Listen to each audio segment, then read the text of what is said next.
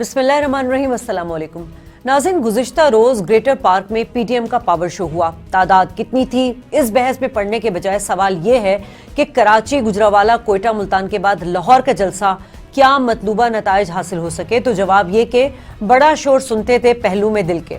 दिसंबर तक हुकूमत को घर भेजने वाली पीटीएम अब 31 दिसंबर तक पार्टी क़यादत को इस्तीफा जमा कराएगी।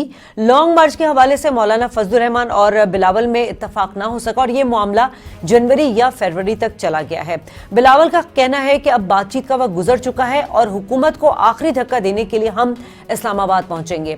मौलाना फजलुर रहमान का कहना था कि अवाम को रास्ता दें वरना ये इस्टेब्लिशमेंट बामुकाबला अवाम भी हो सकता है।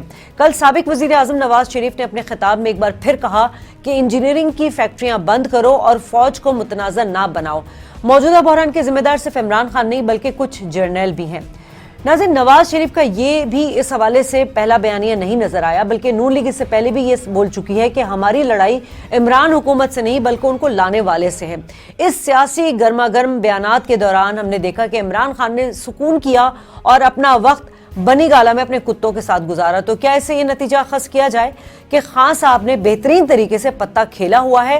क्या वाकई इमरान खान की हुकूमत की कारकर्दगी इतनी बेहतरीन है कि अवाम ने पीडीएम के बयानिए को मुस्तरद कर दिया है? बात करेंगे आज के शो में।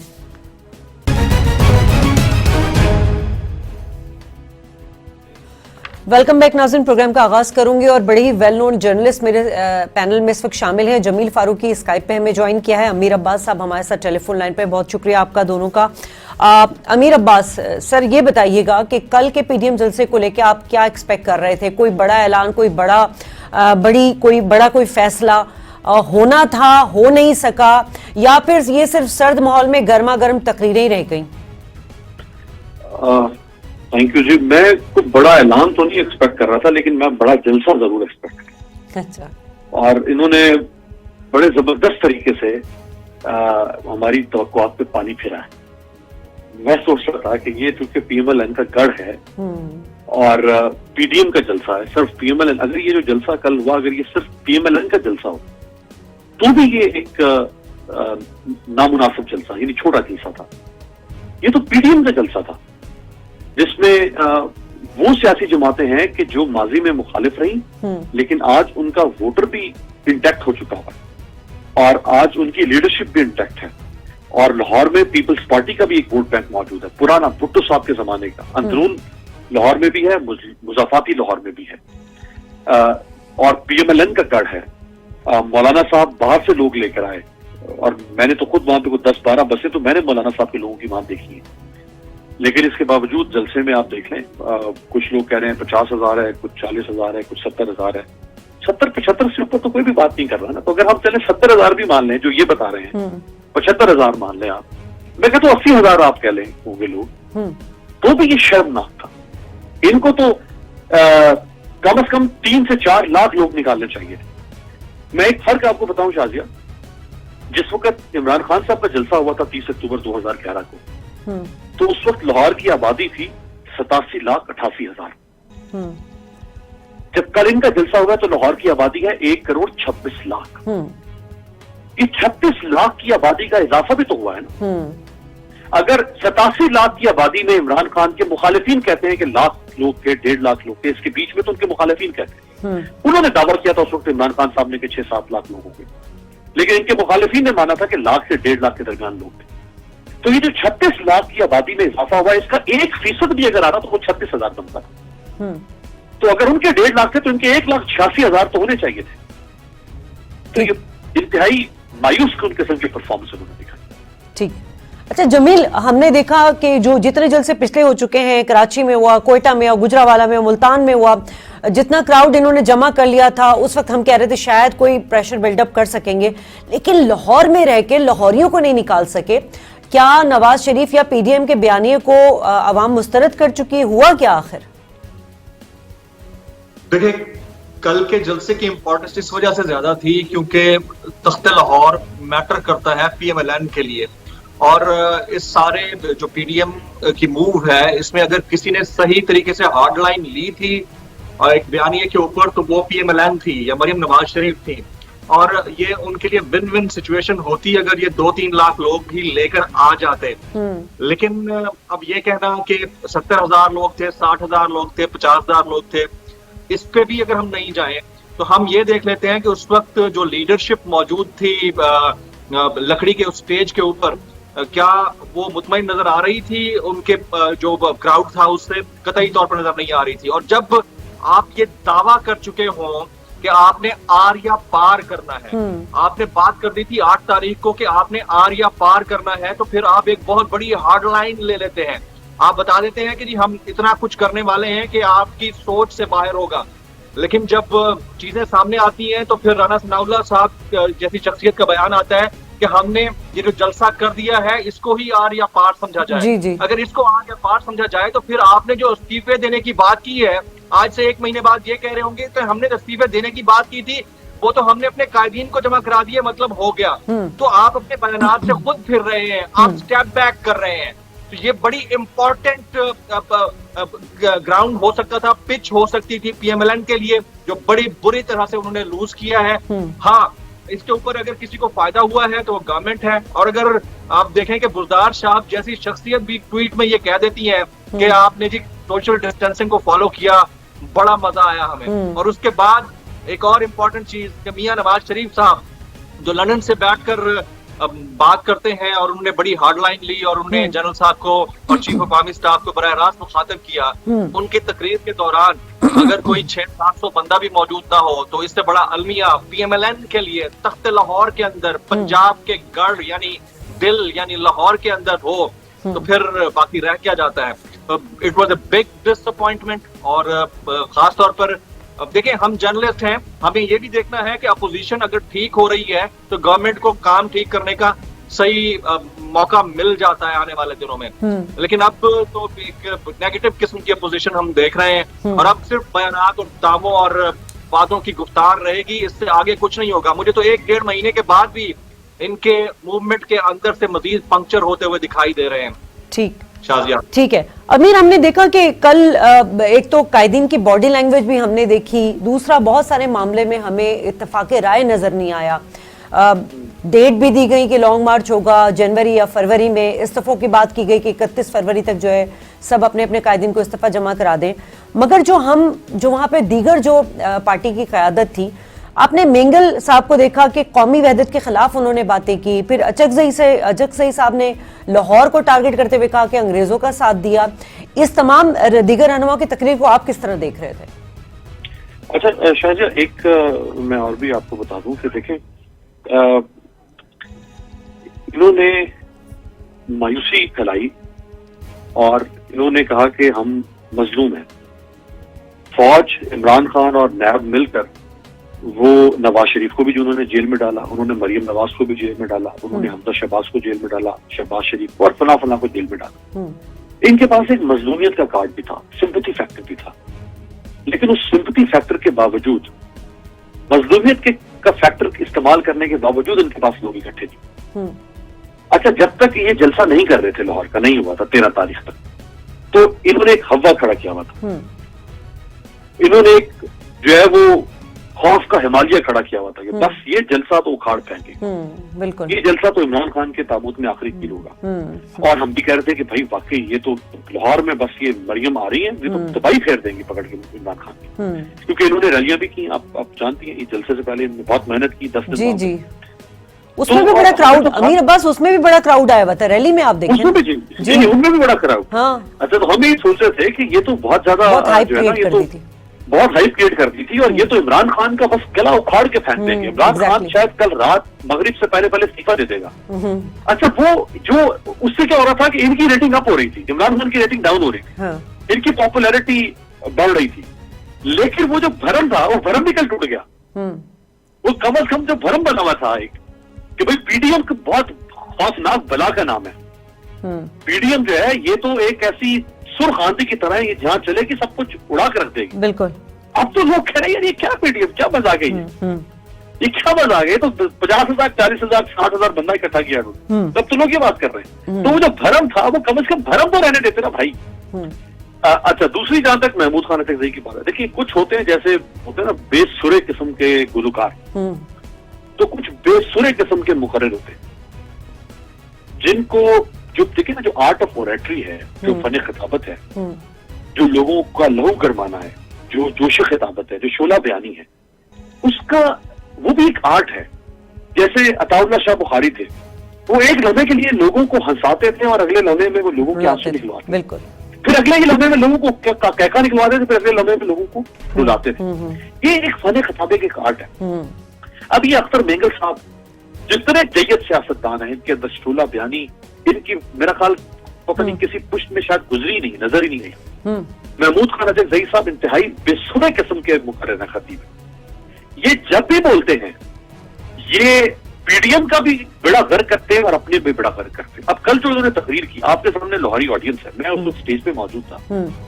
3 पीएमएलएन और पीपल्स पार्टी के बहुत बड़े नाम, तीनों मेरे दाएं बाएं बैठे थे और हम आपस में बात कर रहे थे महमूद खान की स्पीच के दौरान, और वो तीनों मेरी इस बात पे मुत्तफिक थे कि इनको स्पीच का कंटेंट तैयार करना भी नहीं आता कि हम लाहौरी क्राउड को एड्रेस कर रहे हैं पंजाब में खड़े होकर, और हम अफगानिस्तान में क्या हुआ था और अफगान पख्तूनों के साथ क्या हुआ था। और भाई ये इनकी बला से, ये लाहौरी है भाई, इनको अगर कुछ कहना था तो मेरे को इमरान खान के खिलाफ बात करो। तुमने एंटी एस्टैब्लिशमेंट मंजन बेचते हैं, तुम वो बेचो। तुम कहो कि महंगाई है, गुर्बत है, इमरान खान झूठ बोल रहा है, बातें नहीं पूरे कर पाया, सिलेक्टेड है, भाई वो सुनने के लिए आए मैं।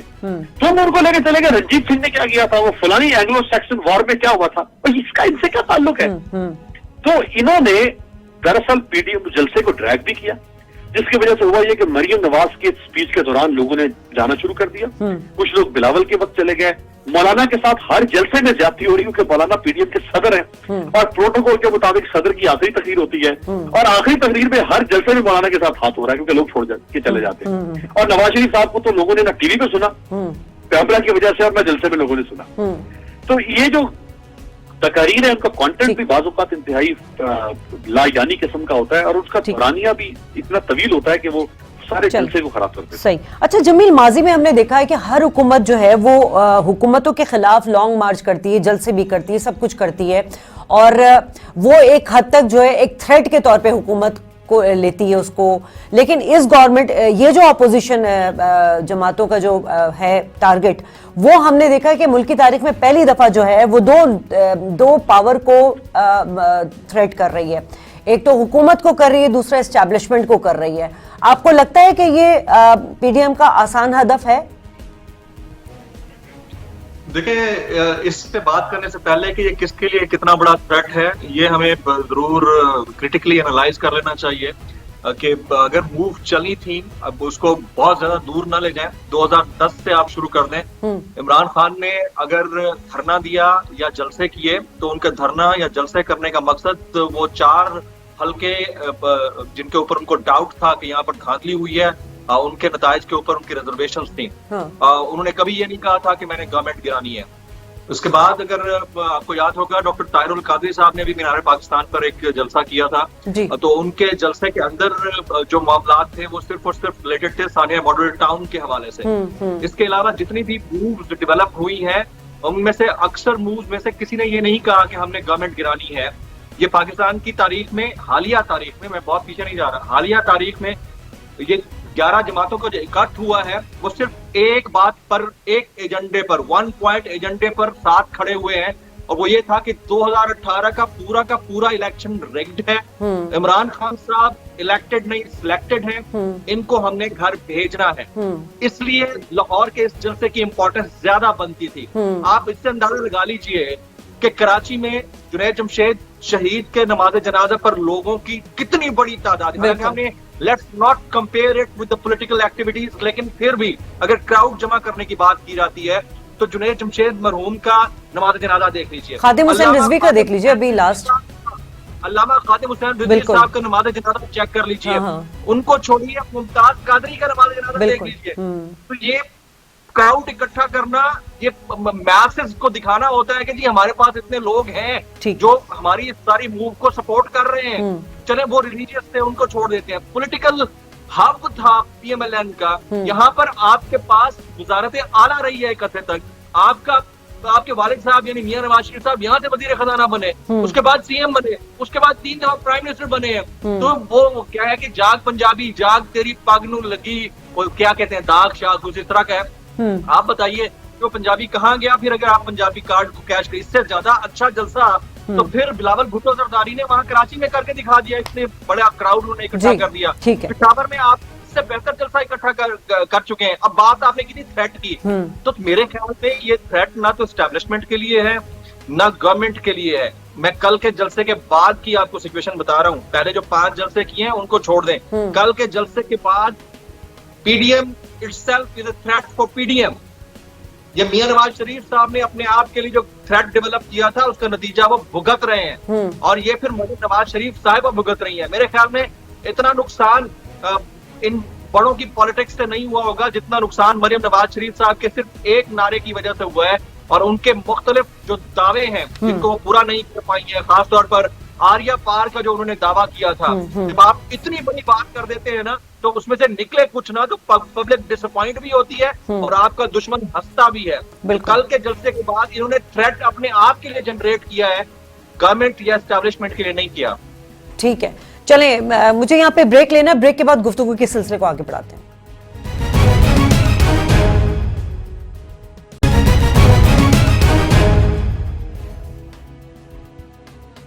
वेलकम बैक नाज़रीन। अमीर अब्बास, अगर इस तरह की जो तहरीक होती है उससे अगर हम देखते हैं कि हुकूमत नहीं जा सकती, मगर जो सियासत है उसका रुख भी बदलता है। आपने देखा होगा इमरान खान का धरना था, उसके बाद जो सिचुएशन हुई, अब ये जो पीडीएम तहरीक चलाई जा रही है, अब इससे आपको क्या लगता है, क्या यही पीटीआई हुकूमत का असल इम्तिहान होगा या गुड गवर्नेंस कारकर्दगी अब पीटीआई हुकूमत का असल इम्तिहान है? देखिए, वो जो गुड गवर्नेंस और कारकर्दगी है वो तो बहरहाल असल इम्तिहान तो वही है। नवाज शरीफ बहुत बुरा है, आसिफ जरदारी बहुत बुरा है, मौलाना फजल रहमान बहुत बुरा है, मान लिया इमरान खान साहब, लेकिन ये उनकी बुराई दिखाकर तो हर इलेक्शन नहीं जीता जा सकता ना। उनकी बुराई दिखाकर आपने 2013 में पहला ब्रेक थ्रू किया अपनी सियासत में, आपको 30-32 सीटें लेने में कामयाब हुए। फिर आपने और मेहनत की, उनको बुरा साबित किया, उनको बुराई दिखा के आपने 2018 में हुकूमत बना ली। अब इतना ही हो सकता है ना किसी की बुराई, अब आपको अपनी अच्छाई भी तो दिखानी है लोगों को। ज्यादा से ज्यादा फिर आप ये इलेक्शन जीत जाएंगे और नवाज शरीफ या आसिफ जरदारी को चोर कह के, इससे ज्यादा तो नहीं हो सकता ना। उसके बाद नवाज शरीफ और आसिफ जरदारी भी शायद पता नहीं जिंदा रहे या न रहे, इंसान की तबई उम्र भी तो होती है ना, तो फिर आप किसको बुरा कहेंगे? लिहाजा असल चीज है गुड गवर्नेंस, असल चीज है। लेकिन अमीर अब्बास, ये ज्यादती नहीं है कि हम इन लोगों से इनकी कारकर्दगी को कंपेयर करें जो 10-10 साल इक्तदार में रह गए, जिन्होंने 30,000 अरब का कर्जा लिया, जिन्होंने $37 मिलियन का तिजारती खसारा था, फिर आप देखें 1300 अरब के गर्दिशी कर्जे थे और भी बहुत सारी चीजें थी। 10 साल में उन्होंने कोई ऐसा इदारा नहीं छोड़ा जो मुनाफा बख्श हो। अब पीटीआई हुकूमत से 2.5 साल में हम वही चीजें मांग रहे हैं, ये ज्यादती नहीं है? जी, मैं बड़े एतमाद से कहता हूँ कि ये ज्यादती नहीं, मैं बड़े एतमाद से कहता हूँ कि हमें इनसे मुतालबा करना है।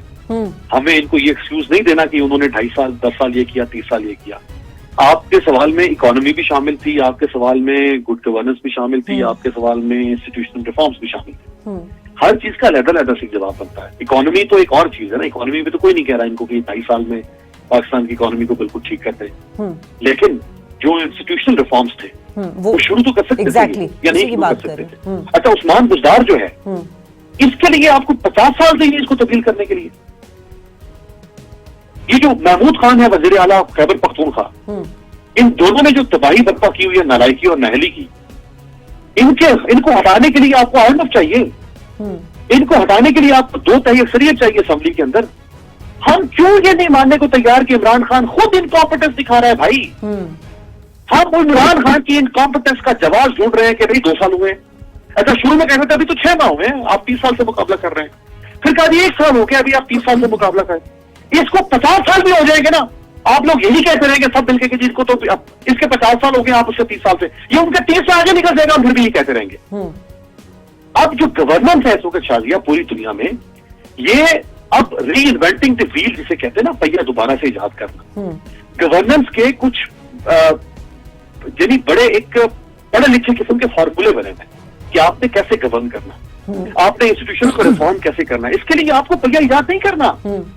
अब मैग्ना कार्टा जो 1215 में आया था बरतानिया में, जिसके बाद दुनिया में जमहूरियत और आइन के वजूद में आना शुरू हुआ। जब हमने 1973 में आइन बनाया था, क्या हमने कहा कि बरतानिया ने तो 1215 में मैग्ना कार्टा बनाया था 800 साल पहले, हमें भी 800 साल चाहिए आइन बनाने के लिए? क्यों बनाया हमने आइन 1947 के बाद फौरन 1973 में? क्यों नहीं हमने 800 साल इंतजार किया? क्योंकि जो काम दुनिया कर लेती है फिर आप उससे सीखते हैं, फिर आप उतना टाइम नहीं लगाते जितना दुनिया ने लगाया था। अब आज गवर्नेंस के मॉडल्स मौजूद है हमारे सामने। ये बहुत ही स्टूपिड और नॉनसेंस किस्म की बात करती है तो हुकूमत के लिए हमारे 2.5 साल हुए हैं, उनके 30 साल है।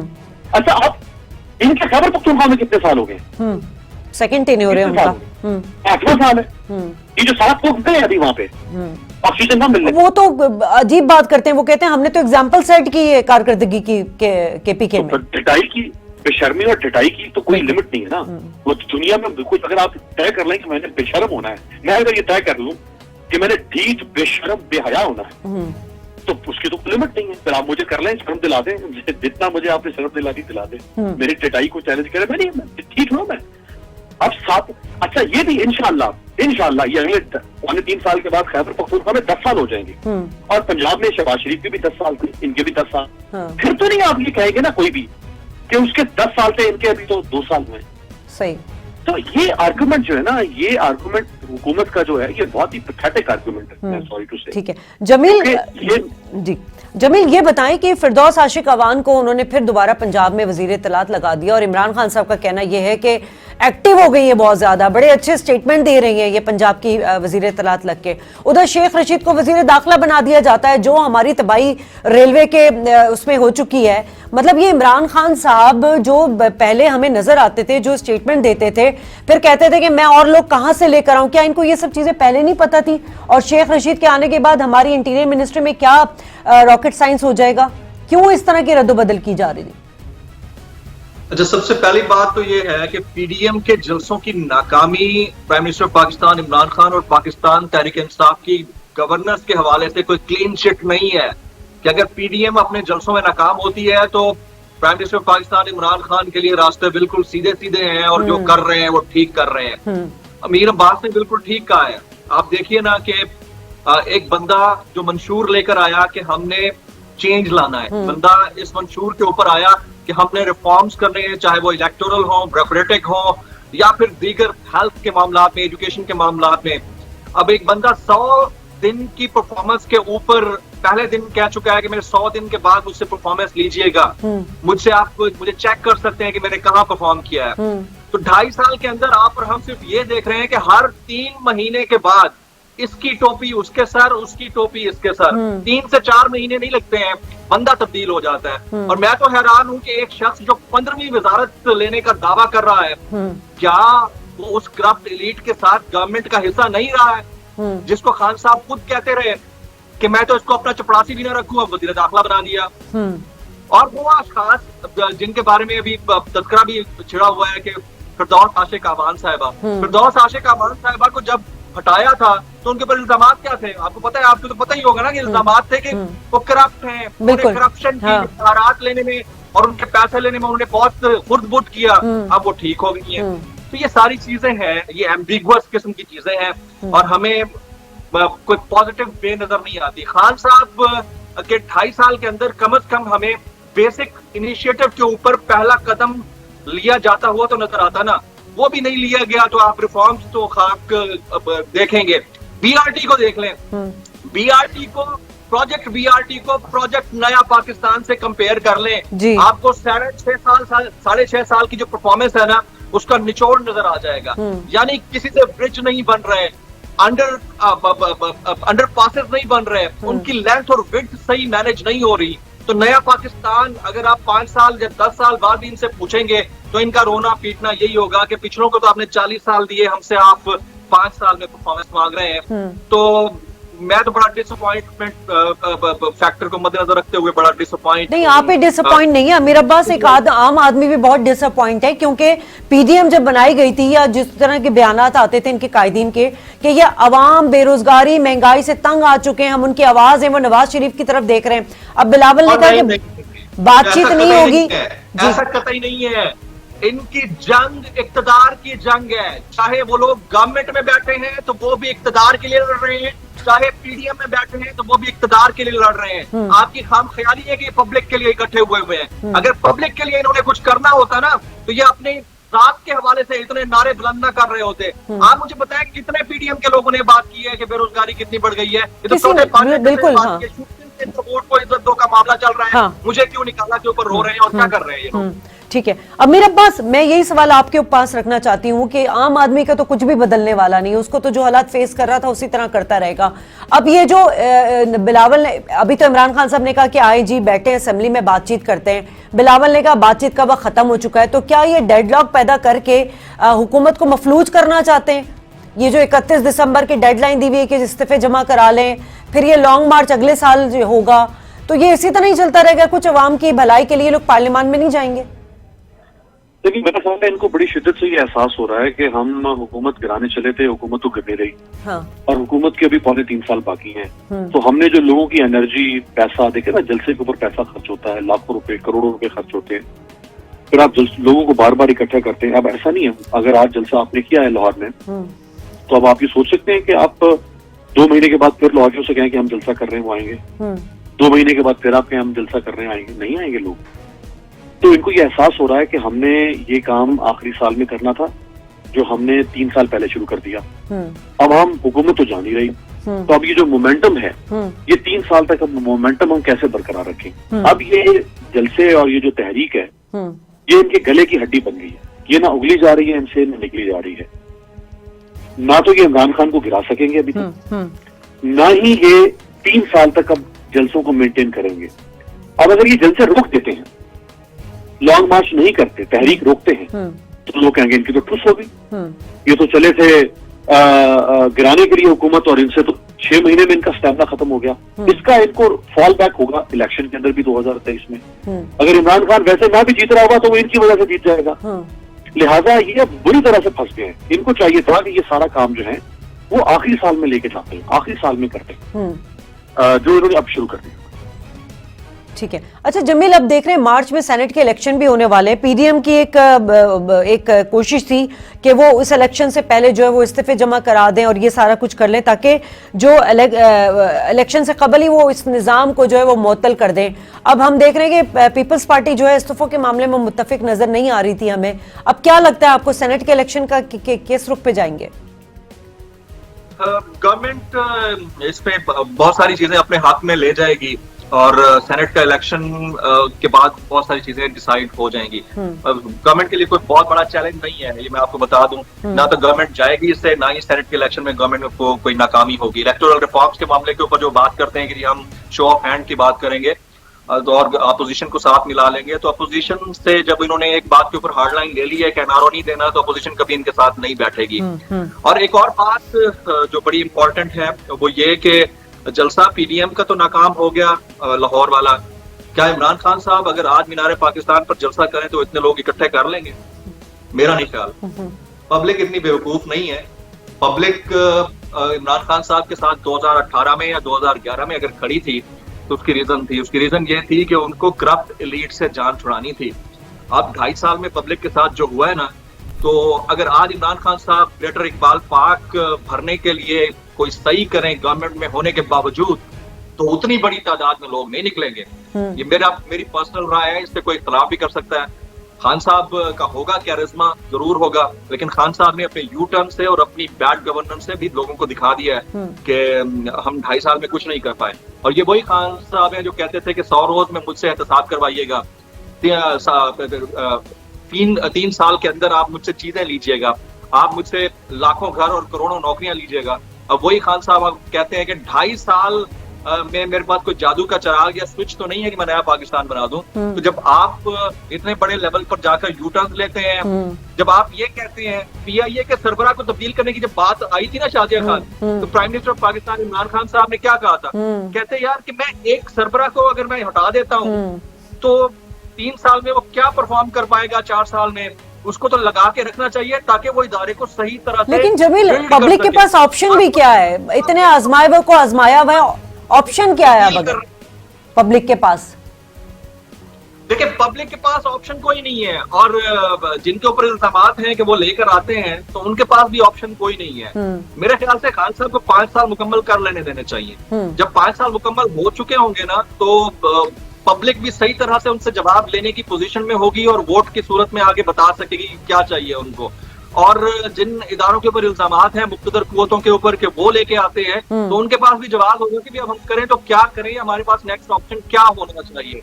खान साहब से जो उम्मीदें थी, जो तवक्कुआत थी, वो मैं कह रहा हूँ फिर से आज खान साहब जलसा एक करवा लें मीनार पाकिस्तान के अंदर, देख लेते हैं उनकी गवर्नमेंट में इतनी बड़ी ताकत पंजाब के अंदर होने के बावजूद, बुजदार साहब के होने के बावजूद वो कितनी बड़ी तादाद में लोग इकट्ठे कर पाते हैं जी। लोग अब गवर्नमेंट से भी मायूस हैं, लोग अपोजिशन से वैसे ही मायूस थे। तो इस वक्त लूजिंग एंड पे खान साहब भी हैं, वो तो चले गए, पीडीएम तो ऑलरेडी लूज कर चुकी है, लेकिन लूजिंग एंड पे खान साहब भी हैं। हमें बहुत ज्यादा उनको बहुत ज्यादा बगलें नहीं बजानी चाहिए। उनके तर्जुमान और वुज़रा बड़े बड़े ट्वीट्स कर रहे हैं। और कल जो एक पिक्चर लीक की गई थी इमरान खान साहब की बनी गाला में कि वो अपने कुत्तों के साथ बड़ा चिल कर रहे थे, ये मैसेज अवाम को दिया गया कि पीडीएम जो है वो उनके लिए थ्रेट नहीं। जी, शाजिया कुत्तों के साथ चिल कर रहे थे, बड़ी अच्छी बात है। अब आप देखें अपने बयानात, अपने एक्शन से, वो कहते हैं ना action speaks louder than words. बिल्कुल, एग्जैक्टली। अपने एक्शन वो कैसे बताते हैं। सुबह ये कुत्तों के साथ अपने आप को बहला रहे थे और कहते हैं I don't want to give PDM a damn, ये कहा। रात को ठीक 8:30 बजे आपने ट्वीट डाल दिया। यार मतलब आपको that was an unwarranted type of A tweet करने की जरूरत नहीं थी। जब आपने सुबह ये दिखाया कि मैं तो इनको लिफ्ट ही नहीं कराता, मैं तो इनको जानते ही नहीं ये कौन है, उसके बाद शाम में आपने आज आपने इजलास बुला लिया, तो मतलब पब्लिक को बेवकूफ ना बनाए। आप छुप छुप के तो आप भी देखते होंगे ना कि टीवी पे चल क्या रहा है। बिल्कुल सही बात है। जमील, आपका शुक्रिया अदा करना चाहूंगी, अमीर अब्बास आपका शुक्रिया अदा करना चाहूंगी, आप लोगों ने प्रोग्राम के लिए वक्त दिया। नाज़रीन, जाते जाते इतना ही कहूंगी कि जो पीडीएम काम नहीं कर सकी उसको हुकूमत को ईजी नहीं लेना चाहिए।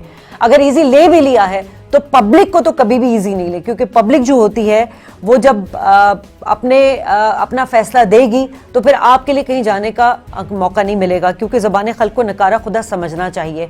अवाम इस वक्त बहुत मायूस है। खुदारा इमरान खान साहब, आपकी हुकूमत कुछ अपने डायरेक्शंस बनाए, कुछ इस तरह के काम करे कि अवाम को थोड़ा सा ये लगे कि वाकई उन्होंने नए पाकिस्तान के लिए जिस वादे के साथ आपको वोट दिया था वो गलत नहीं था। प्रोग्राम से इजाज़त चाहूँगी। अल्लाह ने के पान।